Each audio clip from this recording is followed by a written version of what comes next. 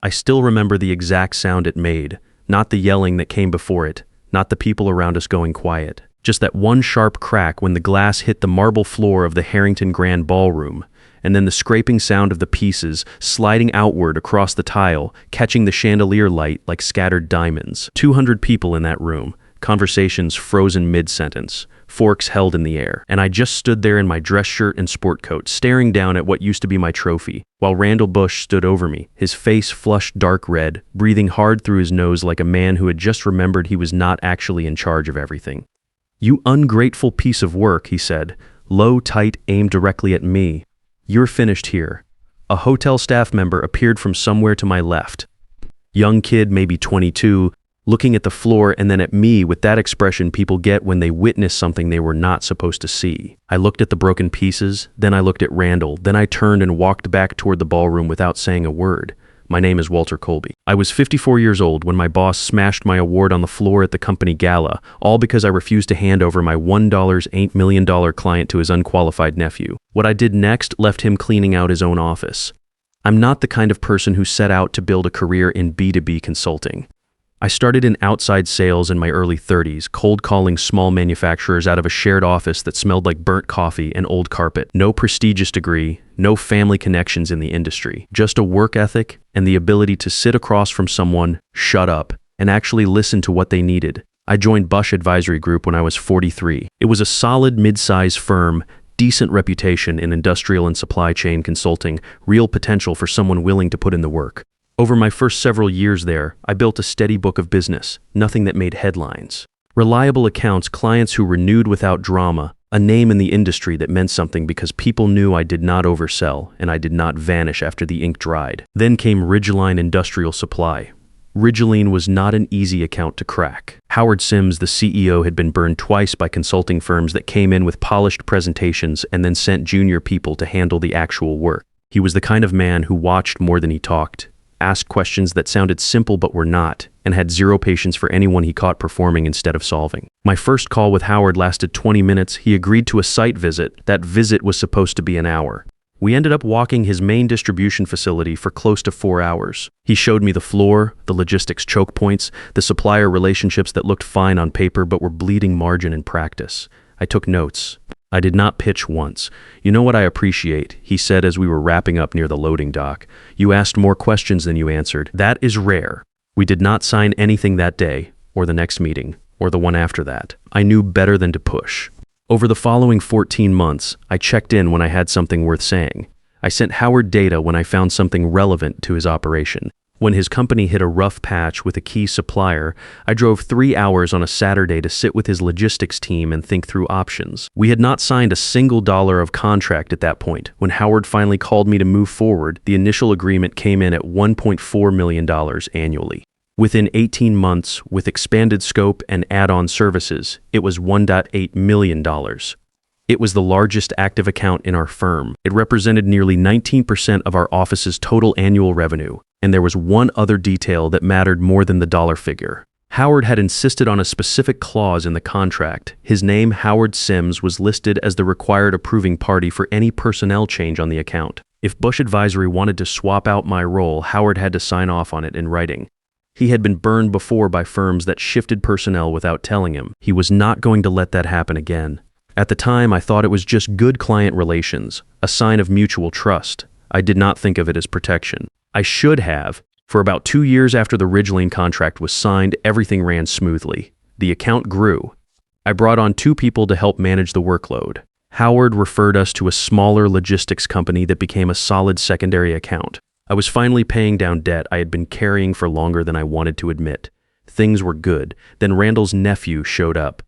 Stuart Bush was 26 years old, fresh out of a graduate business program, and carried himself the way some young men do when they have been told their whole lives that the right credential is the same thing as actual capability. He was not a bad person.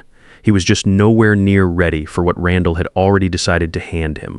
Randall announced during a staff meeting that Stuart would be rotating through different teams to gain real-world experience. Made sense on paper. Stuart spent 2 days with our media buying team, 3 days with the operations analysts, and then appeared at my office door one Thursday afternoon without knocking. "Uncle Randall says I should shadow the Ridgeline account," he said. He was already looking at his phone.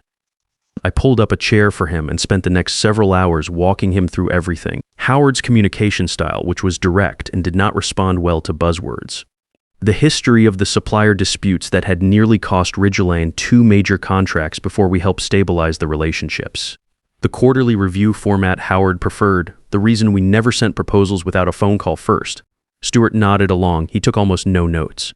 At one point, while I was explaining the logistics margin analysis we had built for Howard's team, Stuart looked up from his phone and said, "Seems like mostly relationship maintenance, right?" Not exactly rocket science. I did not respond to that. I finished the walkthrough, thanked him for his time, and watched him leave. I knew what was coming. I had seen this pattern before, not at this firm, but in an earlier job years ago, a nephew, a daughter, a college roommate's kid. It always looked the same from the outside. The decision was already made. The conversation with me was just paperwork. 2 weeks later, Randall called me into his office. He leaned back in his chair the way he did when he wanted to appear relaxed about something he had already decided. "Stuart showed real instincts during his time with your account," he said. "I think he is ready to step into the primary role on Ridgeline." I kept my voice level. "Randall, Stuart spent one afternoon looking at that account, and Howard Sims is named in the contract as the required approving party for any personnel change. We need his written sign-off before anything moves." Randall's expression did not change much, but something behind his eyes shifted. "Contractics can be amended. Stuart needs a real account to develop on.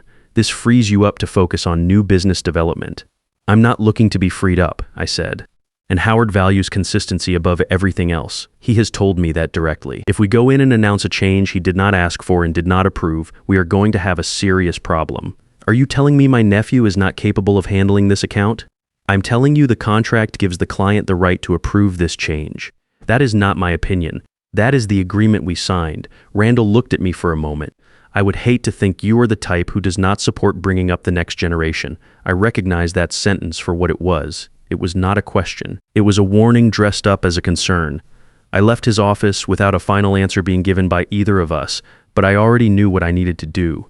That evening, I called my attorney, not out of panic, out of habit. When something important is about to move, you want to know exactly where you stand before it moves. He walked me through the non-compete clause, what it covered and what it did not, what my rights were if I resigned voluntarily versus being terminated, and what documentation I should request.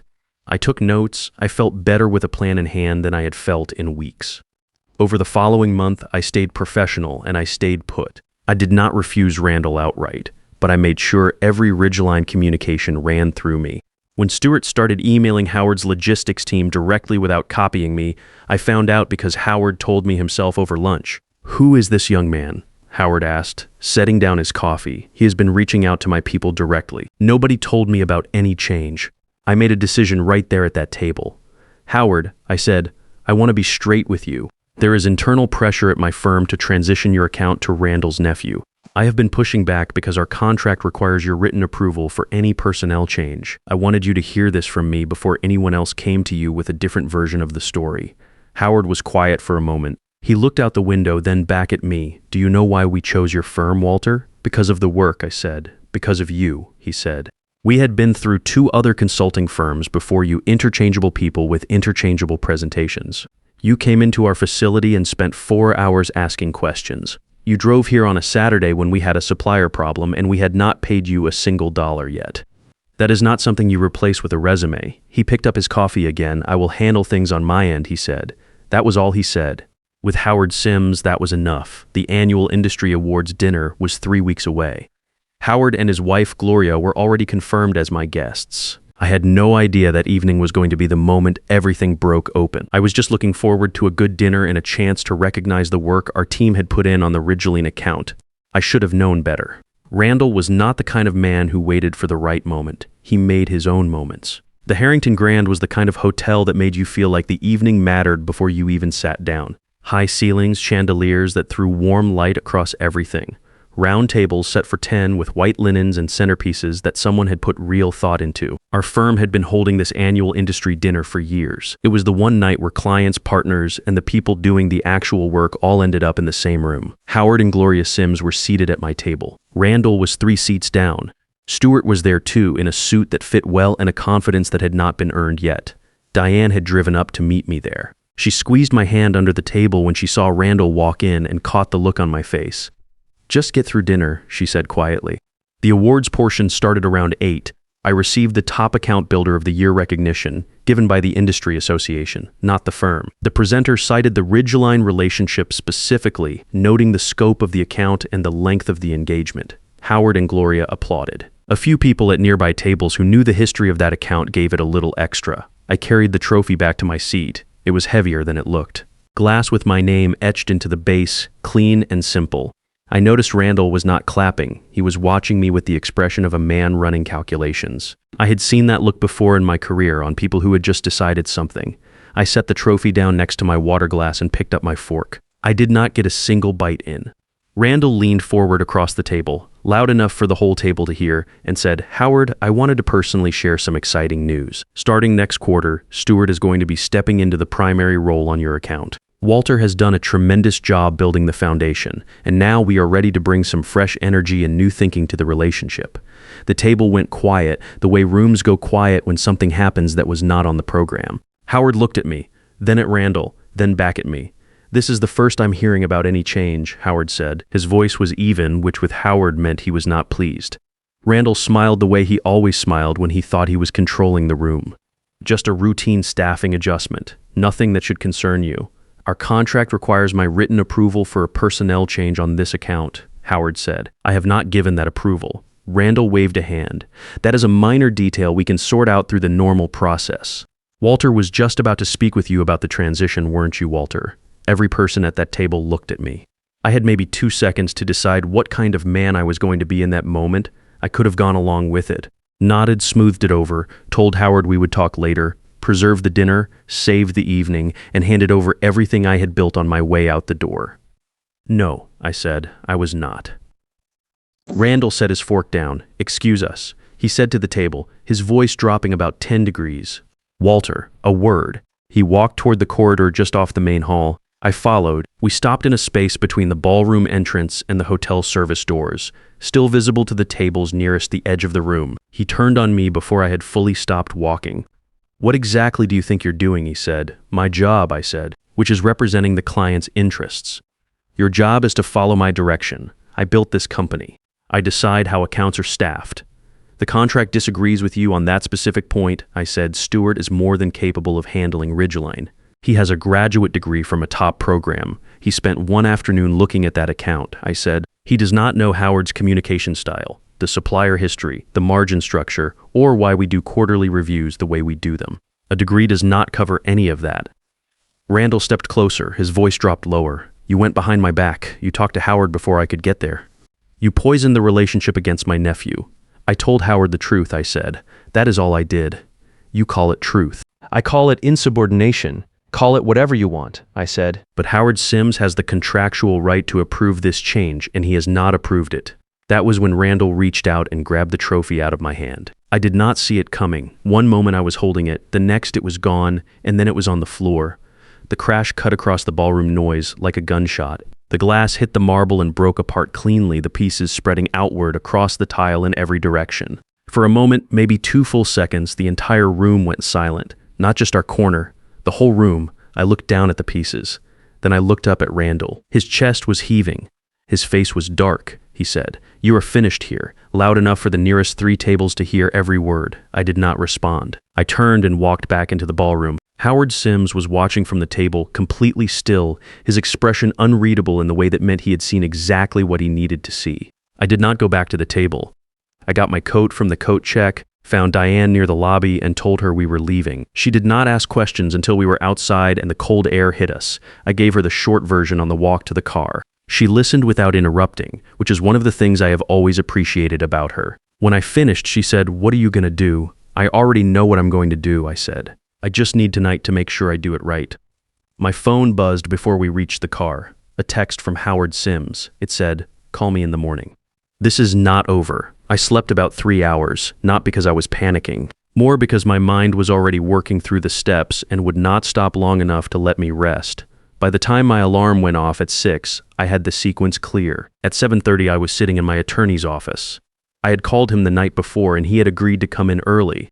We went through everything again, more carefully this time. The non-compete clause covered solicitation of clients, meaning I could not directly recruit Bush Advisory clients to a new firm or to myself. What it did not cover was clients who chose to leave on their own or clients who reached out to me first. That distinction mattered. We also confirmed that if I resigned voluntarily and requested proper documentation, there would be no grounds for a termination claim that could complicate future employment. I needed a clean exit on paper. By 9, I was walking into Bush Advisory, heads turned as I came through the main floor. Word had already moved through the office. That is how it always works in a place like that. Someone's assistant was at the dinner. Someone's assistant told someone else. By morning, people knew something had happened even if they did not know the details. I went to my office, sat down, and waited. At 10, Randall's assistant came to my door. Her eyes were sympathetic in that way people's eyes get when they feel bad about a message they did not write. "He wants to see you," she said. Stuart was already in the visitor chair when I walked in, which told me everything about how Randall had framed this in his own mind. A tribunal, a formality before the paperwork. Randall let me stand there for a moment before he spoke. "Your behavior last night was unprofessional and damaging to this firm," he said. "You embarrassed us in front of a major client and undermined a legitimate staffing decision. I did not respond to any of that. That said," he continued, shifting slightly in his chair, "I'm prepared to be reasonable. 2-week severance. You sign a non-disparagement agreement and an NDA. We part ways without any further issue." I let the offer sit in the air for a second. "Counter-offer," I said. "I resign effective today. I do not need severance. What I need is written documentation that I am leaving voluntarily with no termination on my record and no cause noted." Randall looked at me the way people look at someone who has said something unexpected. "A little suspicious, a little off balance. Why would you want that?" he said. "Because I plan to keep working in this industry," I said, "and I want my record to reflect what actually happened, which is that I chose to leave." He thought about it for about 5 seconds, then he agreed. He seemed almost relieved, which told me he had not thought through what he was actually agreeing to. While HR prepared the paperwork, I went back to my office and sent 9 emails from my personal account, not my Bush Advisory address. My personal one, which I had used for years to stay in touch with people I had met at industry conferences and client dinners. The emails were short. I told each person that I was leaving the firm, thanked them for the professional relationship, and included my personal cell number in case they ever wanted to stay in touch. That was all. No pitch, no ask, nothing that touched the non-compete. I signed the resignation papers at 11:30. By noon, I had cleared out my desk, said goodbye to 3 colleagues I actually liked, and walked out the front door for the last time. Before I reached the parking garage, my phone was already ringing. First call came in at 12:14, then another at 12:40. By 3 in the afternoon, 6 of the 9 people I had emailed had called or texted back. Most said some version of the same thing. They had heard something happened. They wanted to know if I was all right and where I was landing. I took the calls from my car, parked in a garage 2 blocks from the office. Howard Sims called at 4:15. "It is done," I told him. "I am officially out." "I know," he said. "I have been on the phone with our legal team since this morning." He paused for just a moment.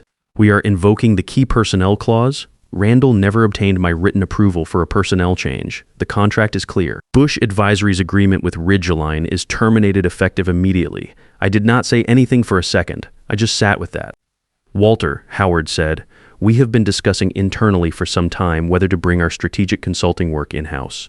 We kept waiting because we needed the right person to build it around. I think we have been waiting for this moment without quite knowing it." He named a title, Director of Strategic Operations, and then he named a number. The number was 48% above what I had been making at Bush Advisory.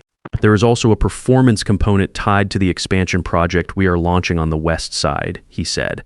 "We would want you to start as soon as possible given the transition." I looked out through the windshield at the concrete wall of the parking garage. 11 years of early mornings and Saturday calls and driving 3 hours because a client needed someone in the room. And it had come to this garage, this phone call, this number. "I accept," I said.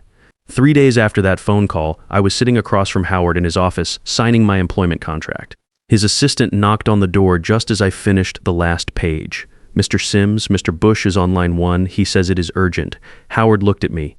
"Would you like to step out?" "I would actually prefer to stay," I said.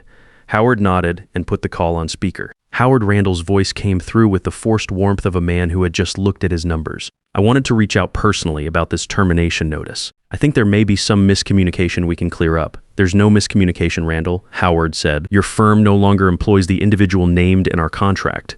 We are exercising our rights under the key personnel clause. We can easily amend the contract. Stuart is fully prepared to step into the role, and I think if you give him a chance, you will find that he brings a level of strategic thinking that will not be necessary," Howard said.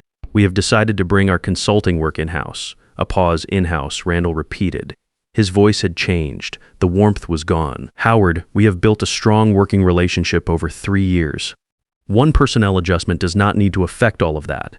You're right that we built something over 3 years, Howard said. Walter built it, and the way you handled the situation at the dinner in front of my wife, in front of your own staff, that is not how we do business with our partners. The termination stands. You will receive the formal paperwork today. Randall tried once more. Howard ended the call with the same quiet finality he used for everything that was settled and not worth revisiting. He set the phone down and looked at me. Nearly $1.8 million a year, he said, gone because he could not help himself at a dinner table. I did not say anything to that. There was nothing to add. What followed over the next several months was not something I engineered. I want to be clear about that. I did not run a campaign against Randall or Bush Advisory. I did not call anyone and tell them what had happened. I just went to work. But within 12 months of my resignation, 4 of the 9 people I had emailed on the day I left had quietly found reasons to end their contracts with Bush Advisory. None of them came to me directly. That would have been a non-compete issue, and I was not interested in creating one. They found other consultants, other firms, other arrangements. The industry is not as large as it looks from the outside. Word moves. The story of what happened at the Harrington Grand did not circulate as gossip. It moved the way cautionary information moves in a professional community, shared quietly between people who respected the facts and drew their own conclusions. I heard later from a former colleague that the phrase going around was simply, remember what happened with the Ridgeline account. Bush Advisory lost close to 26% of its annual revenue over that 12-month period. The partners pushed Randall into a reduced role. Stewart stayed on but managed nothing of real consequence. Randall eventually left and started a smaller boutique firm, but his reputation in the sector had taken damage that a new business card could not fix. 9 months after the gala, I was invited to speak at the Regional Industry Conference on Client Retention Strategy. I put together a straightforward presentation, the principles that had actually worked for me over more than a decade. Nothing dramatic, no story about a broken trophy or a fired consultant. Randall was in the audience. I did not acknowledge him. I did not reference him. I gave my talk, answered questions, and had dinner afterward with Howard and 3 other people from Ridgeline's leadership team. Randall did not come up to speak to me. He was the first one out of the room when the session ended. 18 months after I joined Ridgeline, Howard called me into his office on a Tuesday afternoon with no agenda on the calendar. On his desk was a small box. Inside was a glass award, heavier and cleaner than the first one, etched with my name and the words, Director of Strategic Operations, for integrity under pressure. Last time someone threw one of these, Howard said, they lost a $1.8 million account the next morning. It was the first time I had laughed about any of it. I still think about that night sometimes, the sound of the glass hitting the marble, the silence that followed. Standing there while a 22-year-old kid swept up the pieces and looked at me like he was sorry for something that was not his fault. Randall threw that trophy because he thought it was a symbol of something he could take away from me. He did not understand that the trophy was never the point. The work was the point. The trust was the point. The 14 months of showing up before there was a contract. The Saturday drives, the 4-hour facility walkthrough. You cannot smash any of that on a marble floor. People who do not build things never understand that. They think value lives in the title, the office, the award on the shelf. Take those away and they expect you to have nothing left. What they do not account for is that the people who actually built something carry it with them when they walk out the door. Randall found that out the hard way. If you're watching this and you're in a position where someone is trying to claim credit for what you built, trying to move you out of your own work, or telling you that your value belongs to them, I want to say something directly to you. Document everything. Know your contract. Do not hand over anything that was earned through your own effort without making them account for every clause they agreed to. This is not just about jobs or accounts or money. It is about a pattern that shows up everywhere, in offices, in partnerships, in any situation where one person builds something real and another person decides they should be the one to benefit from it. The builders always have more options than they realize, because what they built does not stay behind when they leave. Walking out of Bush Advisory that afternoon was not a defeat. It was the moment I stopped playing inside a set of rules that were designed to take from me and started operating on my own terms. If this story connected with you, I would genuinely like to hear about it in the comments. Have you ever had a moment where someone tried to take what you built and you had to decide whether to fight for it or find a smarter way out? Tell me what happened. And if you're not subscribed yet, hit that button. There's more to come.